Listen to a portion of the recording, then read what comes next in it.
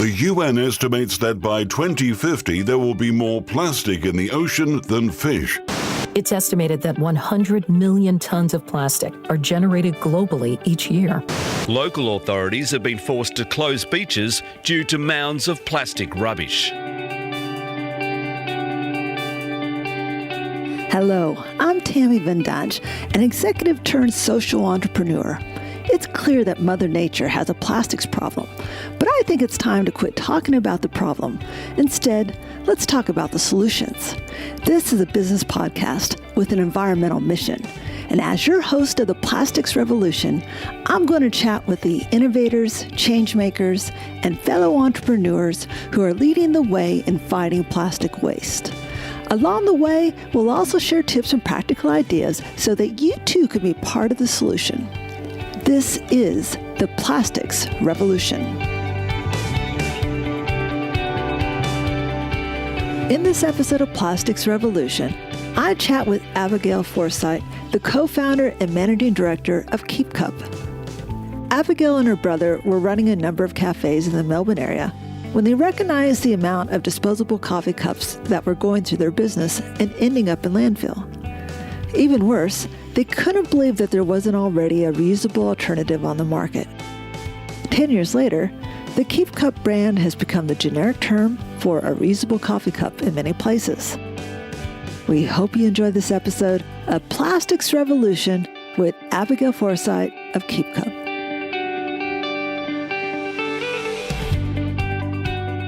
Abigail, welcome to the show. Oh, thanks. Lovely to be here.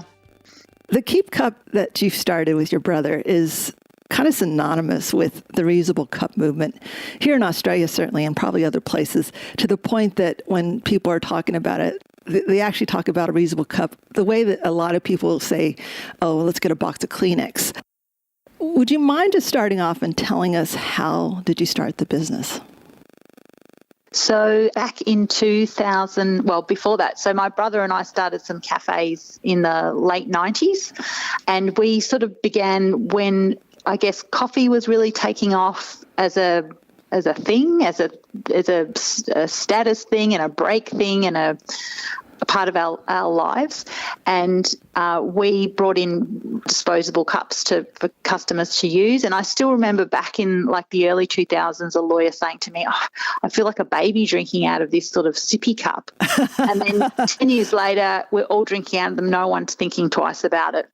And then I did a bit of research, found out that they were not recyclable and that they were actually a really thin plastic cup, a polyethylene cup, usually with a paper lining, and just became concerned about the number of them we went through as a business and thought, oh, my God, like this is, extrapolate this across Melbourne, across Australia, across the world, this is, a real waste problem. And so I looked around just initially just to find a reusable cup to sell in our cafes and to encourage people to reuse. And when I went to the shops, I couldn't find anything. So they were all thermoses, and they were really set up for, in a way, a US style of drinking coffee, where you would put a Americano into your thermos and you would have it hot and kind of sip away at it all day, which was not the way we were drinking coffee in Australia at the time. So yeah, so I said to my brother, we should make a cup.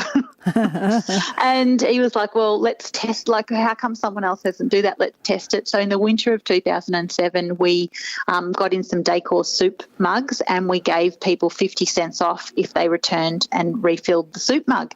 And lo and behold, we had 15% of our customers do that. And we saved money as a business every time they did, because the disposable packaging cost us 70 cents and we were giving people 50 cents off. So financially it was a win-win. So from there we got designers in, we designed the cup, and off we went on our journey.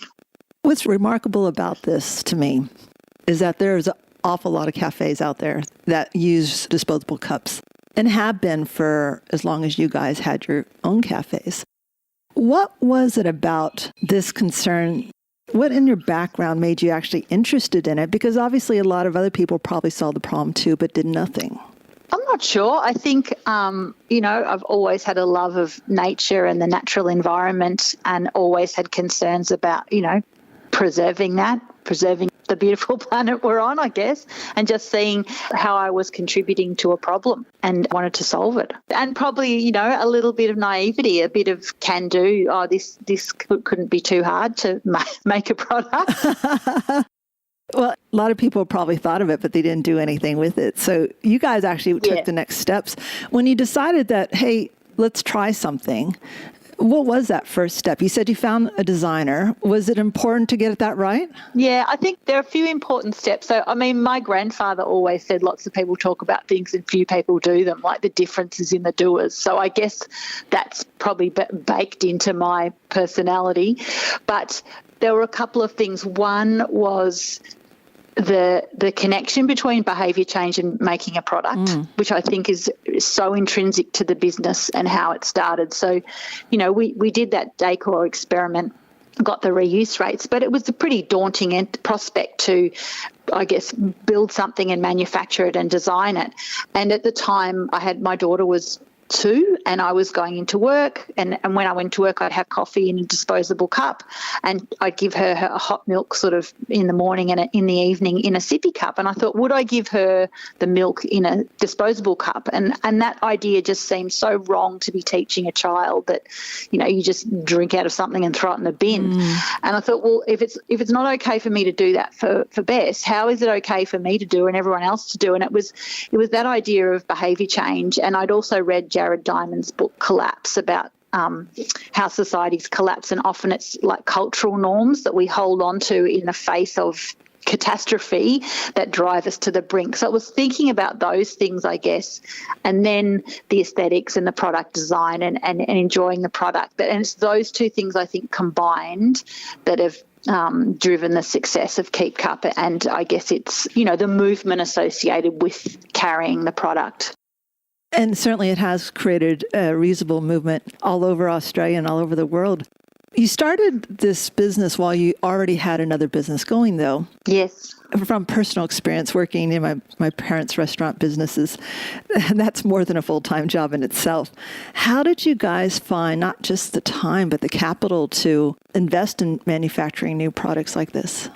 So we were fortunate in running the cafe business. We had cash flow. So we had cash running through that we utilised for the design phase. And then we did get a small bank loan, which was a very small bank loan, was basically an overdraft. And then the other thing was that when we took it to manufacturers, one of the manufacturers said to me, you know, you've just made a plastic cup. Like, what are you thinking? And he said, I've got lots of great tools of products that I've built over the years that are much better than this product. So and the reason they've failed is that people couldn't sell the idea. They couldn't sell the concept. So what I would suggest to you is, before you go into tooling, go and try and sell it. And at the time I was pretty annoyed. I was like, I can't see this is a great idea. But it was just the best advice. So through Blue Bag, the cafes we owned, we also did catering. So we were in touch with a lot of companies. And so I think I called about 150 companies and, you know, went to the catering manager and then asked to speak to the sustainability manager, who never had a budget. So then I had to get to the marketing manager and, you know, really got to refine the pitch, understood perhaps what people's problems were inside organisations and what was really going to be the driver. So we sold 10,000 cups before we even had finished making the tool. Oh, outstanding. And we got it. So, you know, we'd almost paid for the tool with the first 2 orders. And that's not cheap either, because I've done some injection molding work myself, and I know the tools, like the molds, are just ridiculously expensive. Yeah, and so that gave us cash flow, but imagine the confidence as well, like that, you know, that we're on the right track and that it was a good idea. So it was really, really helpful. Well, certainly you just tested the minimum viable product idea that most investors would tell you to do if you're going to use their money. So it's it's great that you did that. Did you actually use an Australian manufacturer? Yes, because the product, I mean, it's hard to think back to that time, but all that time I was really worried, thinking, you know, in a way, the fact it wasn't recycled, I mean, it seems really naive now in what I've learned in the last 10 years, but you know, 10 years ago, I was really concerned that Like, was it really true that it wasn't recyclable? How could we be making something that wasn't recyclable and it just going to landfill? Surely someone else had solved this problem before. Like, it just seems so obvious. So I was sort of freaking out all over that time, and then worrying about the scrutiny that we would have holding ourselves out as a sustainability business. So, you know, it seemed self-evident to me that in order to be a business that was about sustainability and reducing impact, we had to do everything at every stage of the journey to reduce impact. So making the product in Australia, we never looked anywhere else. Like, that was just something we felt that in order to have a legitimately sustainable solution to an Australian problem, we should make it in Australia. Yeah. A lot of people don't think that far down their supply chain, though, when they look at cost. And certainly that's been one of the number one challenges for Australian manufacturers here has been the fact that their employee cost is significantly higher than getting something imported. Yeah, I feel like there's false economy there, though. And I never understood, because we have now had to go to China for some products that just we can't get made in local markets. And, you know, the advantages of being able to sit around a table with your designer, your tool maker, the production engineer, and tweak things and find solutions to make things more efficient or better has paid for itself many times over in terms of the cost savings. And I think unless you manufacture things, you don't realise how much waste there is in the manufacturing process. Yes. So the cost savings of getting a better quality product are immense. So having that close connection to the supply chain and working with them to improve, so it's a win-win situation, I found really important on many levels. When we talk about the quality of your product, a lot of people are just saying, well, it's just a cup. So, yes. Right? So why don't you explain to us, like, what does make a Keep Cup a higher quality product than a lot of the knockoffs that you see on the market now? Well, it's a couple of things. So it's the attention to design and use. So making, you know, to design is to designate and make fit for purpose. So the fact that it's a drafted vessel is, you know, most cups are like a big tube. So it's just a tube that you cut off and do it. So ours is drafted. And that's done because from behind the coffee machine, you want to have a vessel that you can pour the coffee and the milk into to make the latte art and all the rest of it. The internal volumes, there's a lot of attention to the internal volumes, so that they're industry standard, so you get the right ratio of milk and coffee. They're designed to be stackable. And then, so with the first product, it was injection molded plastic, and then we wanted that press fit lid. So we were mimicking the way you make disposable coffee. So from behind the coffee machine, you don't have to screw anything, you don't have to reheat it. It fits under the group heads of the machine. So the engineering of the cup and the lid is a really delicate process to get that right so the product doesn't leak. And having it press on with enough grip so that it doesn't leak, but then it's not too difficult to get off. So it's getting that balance of usability right across those parts. It was quite challenging and is quite challenging.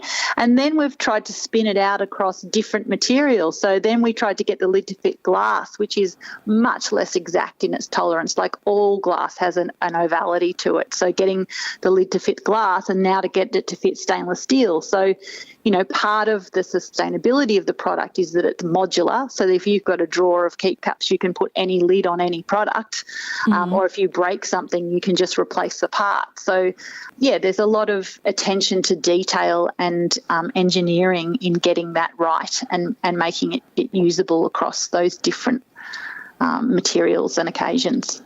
And it sounds like that really being an owner of cafes that were making coffee in volume, you guys were set up well to design this properly so that the barista accepted the coffee cup as an alternative.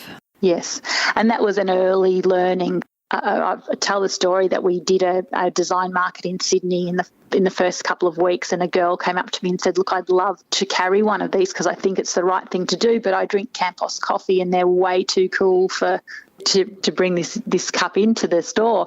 And a week later, like not through anything we did, Will Young from Campos Coffee called up and said, I've been looking for a product like this for years. And he bought 10,000 of them. So overnight, what was cool in coffee changed. And so that was such a great insight to have early, that if you get the people behind the coffee machine endorsing it and going, cool Keep Cup, then you're gonna build audience quickly, because one of the biggest impediments for people is not the embarrassment, but not wanting to put someone out by going in and saying, can you please fill this for me? There's not many people want to go in and do that to create that ripple. So if you go in and the barista goes, oh, awesome, you've got a Keep Cup, love that, you feel fantastic, and it encourages you to continue with that behaviour. And a decade later, it's actually kind of embarrassing to walk around with a paper cup or a disposable cup now, isn't it? Thank goodness. Although there's a few people walking around now who haven't caught on yet. Well, I mean, certainly it hasn't been as easy to get cafes to use your reusable cup in these last few months with the COVID epidemic. How are you finding that impacting your business? The impact has been severe. It's been severe to us, and it's been, of course, severe to our whole distribution network, which is cafes and roasters. So, yeah, it's been really challenging. And I think in the early days of the pandemic, there was so much conflicting information around from the WHO and from the CDC that we didn't want to, we really stepped right back from any sort of comms around it. And there was publication about how the virus lives on surfaces. Like Starbucks pulled reusables, and the world just sort of followed suit without really probably thinking it through. I guess we didn't understand at the time, but since then 120 scientists have come out and said, please, it's not about, there's bigger problems than we need to keep up with reuse, because there's a plastic pandemic as well, and a waste pandemic, and it's, if you follow good hygiene practices, the chances of it that you're getting the virus through surface contact are minuscule. Yeah, for sure. Unfortunately, I find here in the ACT, we're, knock on wood, at the moment, we don't have any active cases right now. The coffee culture is now allowing us to use reusable cups again. Because I know you're not just in Australia. Are you finding that some places are going back to normal? What's normal? Some places are some places are going back to normal. A lot of cafes are now making the decision to drive reuse. And I think, for Keep Cup, having come out of a cafe background, we know firsthand how tight margins are in cafes. And so we've always walked a line where we've sort of, I guess, encouraged people to reuse and not, advocated, a ban on single use. But I think coming out of this crisis, there needs to be much stronger action around climate. And I think that what we're seeing is a lot of cafes are now coming out going, we're actually not going to use disposable cups at all. Like, we're going to have to re-look at our business model. Which is a great thing for the environment, that cafes are now looking at it that stringently. Yeah. And I think their customers are demanding it too. I think we've all had an opportunity, well, the lucky of us have had an opportunity to sort of step outside the pot of boiling water that we're in and go, now we've got to get back in and go, gee, it's actually quite hot. It's given people an opportunity to think things through a bit more deeply than being on autopilot and saying, well, there's some big changes that we need to make in the way that we live and the way we operate. Yeah, for sure. When we talk about your business, we've just briefly talked about the origins, and it's turned into quite a large company with a very large footprint across the world. How did you go from being an Australian, I guess, startup in that sense, to growing your business into overseas markets? Well, based on the success we had with Campos right in those early days, that was the light bulb moment in terms of where we needed to focus our marketing attention. So specialty coffee has its own sort of community and a trade show circuit. So that's where we focused our efforts, because we saw the specialty coffee community as the ones that were going to drive that permission to reuse more than any other group. So we did all the specialty coffee shows around the world. I guess when people inquired and had interest for Keep Cup, we just followed that interest. So even if we were sending cups and it was costing us, the same amount of money to ship them to America as to we weren't making any profit out of it. We did it to sort of build demand. And even though we've got a lot of IP protection on our product, we knew that the biggest protector would be the brand. And so we tried to develop that and serve that interest wherever we could to grow the movement for reuse. And then, in the UK, one of my brothers was living over there, and he started the UK business. We thought it was just going to be a cookie cutter of the Australian experience, but of course it wasn't, because in the UK, they didn't have the same independent scene that they do now 10 years ago. And, Britain sort of moved from being a nation of tea drinkers to more into coffee. So, and I think as well, when you think about there's some big differences in Australia versus our other key markets as well, is that in Australia when we started, cafes only serve food and coffee, and they didn't serve anything else. So we gave cafes a new income stream selling Keep Cups as well as saving. Whereas in the US, there's been a merch shelf in the cafe for decades. So, the difficulty we have in the US is we go in and we say, we're here to, stop people using disposable cups. And they're like, oh, yeah, you're merch. And we're like, no, we don't want to be merch. We don't want to be a gift. We want to be an item that you use every single day. And in the UK, the problem was different in that there was just so much packaged food and consumables over there. It was just it made it difficult in a way to see the problem. Whereas in Australia, think of the way we have our fruit and veg and our meat, and there's much less packaging on food. So the disposable cup really stands out in the landscape as something, in a way, completely unnecessary. Whereas in the UK, it was, it's taken us a while to get that cut through for that message. Interesting how, although all English-speaking markets, that they are so different. What was the first market you went into after Australia? New Zealand. New Zealand. Okay, yeah. That makes a lot of sense, actually, with very similar cultures and concerns about the environment. The other advantage that we had, I guess, is growing the business globally is I heard someone call it the barista ticket. So there's, so many roasters and baristas around the world. When you go into the cafe, they're Australian or New Zealander. Like I've been to a roastery in Sweden, there's some Kiwi out the back making the coffee. So, they took Keep Cup around the world for us as well.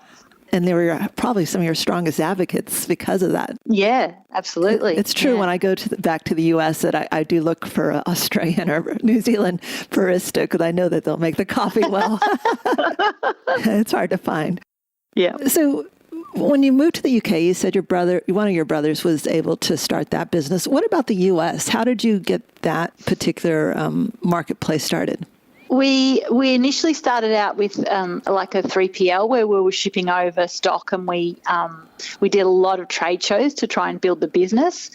And then my brother went over and opened up an office and a warehouse in downtown LA, because the difficulty we have as well is that because we have the 4 components that make the cup, we sort of make to order a lot of the time. So having a local assembly hub was really important to the growth of the business.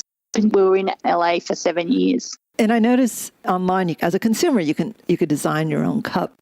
When you said made to order, I assume you're also talking about some of your corporates that might put their own logo on it? Yes. Yeah. So they might choose their own colorways and have it branded. So, we have to make them up as we go. And what percentage of your business is actually those kind of custom orders versus, say, the stockist? Oh, probably about 20 to 30%. Okay, that's still significant. Yeah. To have to customize all those orders. Yeah. And unfortunately, I know that since you guys have been so successful, there's been a lot of competition in this space. How do you continue to stay so competitive for all these years when you have significant, even probably a lot cheaper brands that have come to play, even if not better, but still the average consumer may not recognize that? There's a quote from Thomas Carlyle that I love, that the merit of originality is not novelty, it's sincerity. So I think that the fact that you dig deep and you scratch the surface of our business and our brand, and we are true to everything we stand by from front to back, I think is part of what's had us, stand the test of time there. That, our commitment to our supply chain, our packaging, the authenticity of our voice around calling out single use has stood us in good stead. I remember speaking to the lady who started Swell bottles, the American bottles. Yep. And her idea was born of the same thing around the same time, which was, concern about single-use water bottles. But when she went to do a website, like her first website had a lot of information about that, and she was advised to pull back from that and make it a fashion item. And people weren't interested in that message. So we were giving that message when it was unpopular to say, but holding true to our values has meant that we've had longevity because of that. Like, people are like, oh, you were ahead of your time. Well, we weren't really, but we were saying it long before it became part of the common conversation. Well, you were ahead of your time in terms of showing how much you really did care about your mission. Like, I know that you're a B Corp, and one of the very first ones here in Australia. A lot of people may not know what that entailed to get that certification. Do you want to talk about what links you had to go to obtain that, and what does that actually mean to be a B Corp? So to be a B Corp is that you hold yourself to standards of accountability around your transparency, around your commitment to the community you operate in, to the environment, and to your staff, that you look after your employees well. So, I guess the driver for us initially was that people would say to us, well, are you organic? Are you fair trade? Like, they wanted to know that we were who we said we were. And there was no, organic or fair trade had nothing to do, we're a plastic cup, had nothing to do with what we did. So B Corp became a way for us to say, well, someone independent is saying you are who you say you are. You do treat your staff well. You do have high regard for your supply chain. You are transparent about your business setup and practices, and you pay your taxes and do all the things a good business should do.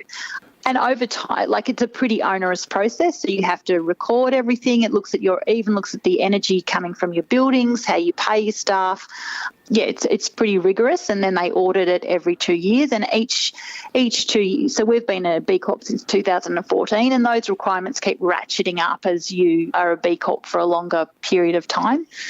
But it has also given us great insight into what best practice looks like. So from those assessments, you get great ideas about how you want to make your business better. So it's a great certification to attract staff who are sincerely aligned to your values, and also for consumers making purchasing decisions. It's becoming increasingly recognised there, but it also is a great tool to make your business better. I noticed you guys when you mentioned energy, I noticed that you've actually done quite a bit of work to try to get off the grid, I suppose, yes, or at least use alternative energy sources for your own facilities. Can you talk a little bit more about that? Yeah, so our offices, we've got solar in our UK and Australian offices and warehouses. Australia is number one in the world for domestic solar, but because there's been no commercial incentive, the take-up of commercial solar has not been great. And one of the issues is pushing the power back into the grid. And a Brisbane company have designed this box called the Elexys, ELXYS, and it allows commercial buildings to push power back into the grid, because of course we're not using, we often don't use all the power that we can get on the big roof space we've got. So yeah, in Melbourne we're trialling Elexys to push power back into the grid, which is fantastic. And there's such an opportunity for commercial businesses to use solar power. And generating some additional income sources too. Yeah. That's great to hear. When we were talking about product line and some of the customization, I noticed that you guys are doing some really neat things with licensing. Specifically, I saw some Star Wars cups. And I saw also Australians would love this in terms of a footy line around the teams. Yep. Are you expanding into more of the licensing type products like that? I don't know. That AFL seemed a really good natural fit, as I know some of the big venues are trying, actively trying to reduce single use. So that seemed like a good fit for us. Star Wars was really a personal passion project of mine. I just had a vision of how that could work, and how, a lot of the licensed stuff is very, what's the word? It's very toy-like and very kid-like, and I had a way of sort of having that more subtle, I guess, adult look of having the Star Wars range. So we then did get approached by a lot of licensing. Yeah, the licensing people will license anything, but I just felt like it probably might take us down the wrong path. We didn't want to be a license, slap a logo on our product. And I felt like at the time it was great to grow audience through the Star Wars franchise, but if we sort of went further down that path, it might dilute some of our message, because the connection between licensing and collectibles is quite strong, which is not necessarily where we want to head. Well, we don't want to head there. Yeah. Yeah.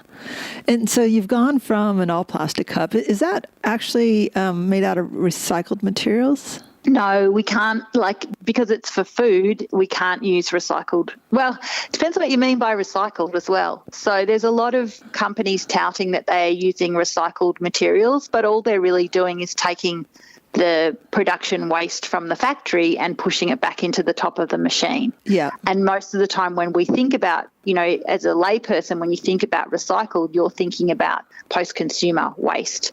And the difficulty with that is if you imagine the post-consumer plastic, which is, food items, bleach bottles, shampoo bottles, the process to then push that back into a food-safe item made of a single type of plastic is extraordinarily complex and financially doesn't stack up. But, from a health risk point of view, I'm not sure it stacks up either. So, and around the world, people are talking about this circular economy, and we're great advocates of that as well. But, it's being shortcutted to recycling, and recycling is not going to be the answer. I mean, plastic can only be recycled 4 or 5 times before you can't recycle it anymore. So, I think there is a great case for using recycled plastic in lots of things, but it's not for food. It's for, sneakers and pens and, tubes, and there's lots of other uses for plastic that are non-food, that don't go into our mouths, that is, probably better used for recycling. Yeah, so you guys can probably use your own offcuts too. Yeah, so we use all our post-factory waste, but that's actually, the thing is those injection moulding tools are so precise that you get any impurities in there, like a bit of grit that's come off the box of the stuff's gone into, and you can wreck the tool. So our manufacturers usually grind up our offcuts, and they'll take back any waste we get from our factory, and it'll be made more into big drums for BP or, things that have a more of an industrial application. So the tooling's bigger. Yeah. Not so precise. But at least the waste is being reused right away. Absolutely. And it is about closing those systems by doing that. I think we often think of things as a 1-for-1, but that's not how it's ever going to work. It's not going to be one keep cup makes one more keep cup. It's going to make something else that then makes something else. Yeah. And so how many times do we have to use our keep cup to make it make sense compared to the disposable cups? Well, not long, 20 uses. 20 uses. I mean, there's enough plastic in 20 disposable cups and lids to make one plastic keep cup. Wow. And it doesn't seem like it's even a plastic cup, which is why it's so confusing, because everybody thinks it's a paper cup. Yeah, that's right. So you're just talking about the plastic, which is mostly just the lining in itself, is enough to create. Wow. Yeah. But we've done break even. So we have done life cycle analysis and looked at the break even point. And then you've moved into, as you said earlier, a glass cup and the stainless steel type products as well. And I noticed on your website that if I broke any piece and if I just want a new color, I could just go online and just buy that particular piece. Yep, that's right. Which would probably extend the life of the product. Yeah, it's intended to extend the life. And do you have any future plans that you want to talk about? We've got a brand that we could capitalise on quite easily and make all sorts of things that the world doesn't really need. But if we're holding true to, our promise of wanting to reduce consumption as an ultimate end goal of the business, we need to think carefully about our next move. So we are introducing a leak-proof product, so it'll be a screw top later in the year, and then it will have an attachment that makes it into a water bottle. Oh, great. So we see that as it was a great travel product, which, is still going to have some validity where, when I would travel, normally I'd take a water bottle and my keep cup, and now I can take, a 4-part product that can be assembled and disassembled. So, well, even I was just thinking, I've been doing some long weekend hikes. Yeah. And I am carrying both a water bottle and a coffee cup. Yeah. So it would be nice to have something that's more multi-usable. And the cool thing is, do you make coffee as well when you do your hike? Sometimes. Because you'll be able to flip the top of this water bottle and then make make a coffee in the morning, like flip it and use it as the filter. Oh, and wow. then you can then fill it up with water. So so we thought really long and hard about that.